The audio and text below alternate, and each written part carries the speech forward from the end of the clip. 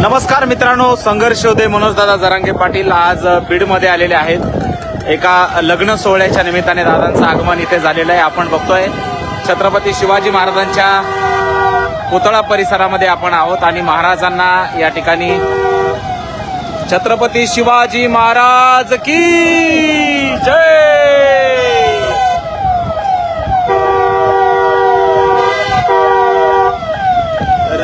दादांचं आगमन बीडमध्ये झालेलं आहे। काही क्षणातच दादा पोहोचतायत।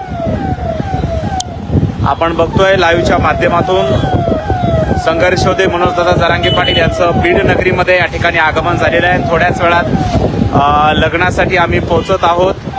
तर आजचा संपूर्ण दिवसभराचा प्रवास आपल्याला माहीतच आहे की पुण्यावरून आळंदी येथे दर्शन घेऊन या ठिकाणी आपण आलेलो आहे आणि समोर जर तुम्हाला दाखवलं तर आपले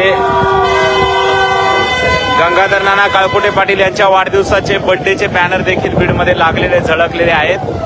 नानांना वाढदिवसाच्या खूप खूप शुभेच्छा। आणि आपण आताच बीडमध्ये या ठिकाणी पोहोचलोय। दादांचा संपूर्ण ताफा बीडमध्ये पोहोचलेला आहे। माझ्या पाठीमागे जर बघितलं तर दादांची गाडी पाठीमागे आणि आम्ही पुढच्या गाडीमध्ये आहोत आणि आता काही क्षणातच आम्ही लग्न सोहळ्यासाठी आता बीडमध्ये या ठिकाणी पोहोचलोय।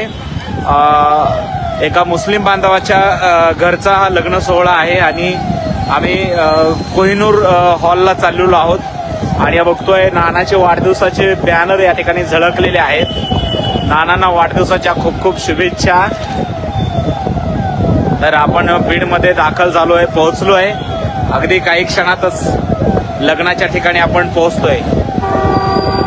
तर मित्रांनो, हे लाईव्ह तुम्ही कुठून पाहताय आम्हाला कमेंट्समध्ये नक्की सांगा। हा व्हिडिओ जास्तीत जास्त शेअर करा आणि पुढे पाठवायला विसरू नका। आज आम्ही बीडमध्ये पोहोचलोय आणि पुण्याला अचानक दौरा झाला होता। जे एमपीएससीचे विद्यार्थी आहेत त्या एमपीएससीच्या विद्यार्थ्यासाठी आपण पुण्याला गेलो होतो। अचानक हा दौरा झाला होता।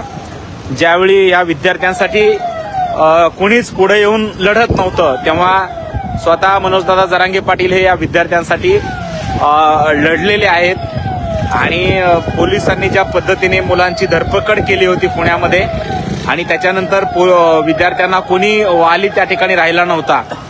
तर खऱ्या अर्थाने या सगळ्या विद्यार्थ्यांना आधार देण्याचं काम त्या ठिकाणी मनोजदादांनी केलं